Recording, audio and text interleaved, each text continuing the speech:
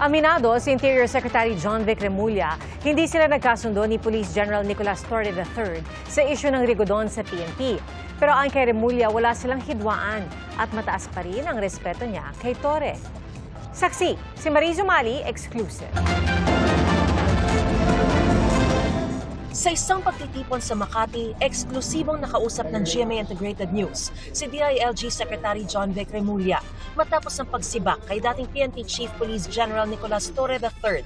Kung kahapon sabi ni Remulla, wala siyang naging papel sa pagkakasibak ni Torre, pag-amin ngayon ni Remulla, tinanong siya ng Pangulo kung ano ang rekomendasyon niya ukol dito. Inamin din ni Remulla, di sila nagkasundo ni Torre sa rigodon ng mga opisyal sa PNP. Matatandaan nitong August 6 lang ay ni-reassign ni General Torre ang 13 senior police official kabilang ang number 2 senior official na si Lieutenant General Jose Melencio Nartates Jr. Hindi ito inaprubahan ng NAPOLCOM na pinamumunuan ni Remulla bilang ex-officio chairperson nito. Pero ipinatupad pa rin ito ni General Torre sa kabila ng utos ng NAPOLCOM. This is a difference of opinion. Presidente at ni General Torre? It's actually me first. Okay. It was me first. And then it was difference between me and the general, and he refused. He insisted that his system be followed. But again, as I said yesterday, we're a nation of laws and not of men. So it cannot be one person who dominates everything. So in the end, there was no rancor naman. He just couldn't accept it, and the president said, okay, he asked me for my recommendation. And I said, we have to continue in this path of correcting all the errors of before.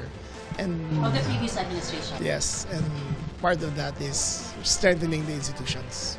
My recommendation was that we have to strengthen the institution, that the institution must be protected, and then all the decisions followed from there. Ang tinutukoy ni Remulla na pagkakamali ng nakaraang administrasyon ay ang pagpapahintulot nito sa PNP chief na siyang mag-isang magtalaga ng mga assignment ng mga senior official ng PNP nang hindi dinadaan sa NAPOLCOM. Nais na raw itama ito ng Marcos administration.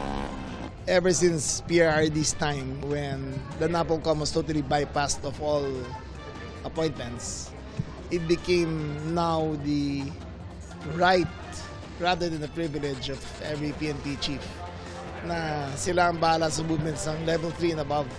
And the president really wanted to restore that to institutionalize it back to how the law was intended. General Torre and the president, General Torre didn't see it necessary. So the president chose the institution over the president. So was the president angered by the decision of General Torre to push through with his order of reassignment despite the fact that NAPOLCOM disapproved it already? Well, he was quizzical about it. And in their conversations, a lot of explanations were made. And that's safe to say that's the differences of opinions were there.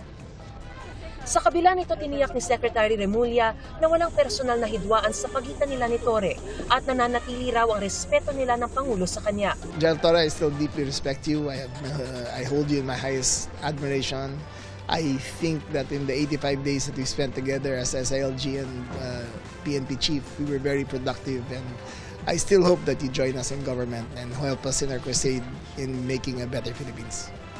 Nilinaw din ni Secretary Remulla na bagamat may ilang naging emosyonal sa nangyari, walang demoralisasyon na gaganap sa kanilang hanay. Pinaalalahanan lang daw silang patuloy na gampanan ang tungkulin at bukod sa wala naman daw madedemote sa pwesto at walang mapaparusahan sa mga nagpapahayag ng kanilang saloobin, ay nananatili pa rin daw profesional ang pambansang pulisya. Para sa GMA Integrated News, Mariz Umali ang inyong saksi. Mga kapuso, maging una sa saksi. Mag-subscribe sa GMA Integrated News sa YouTube para sa iba't ibang balita.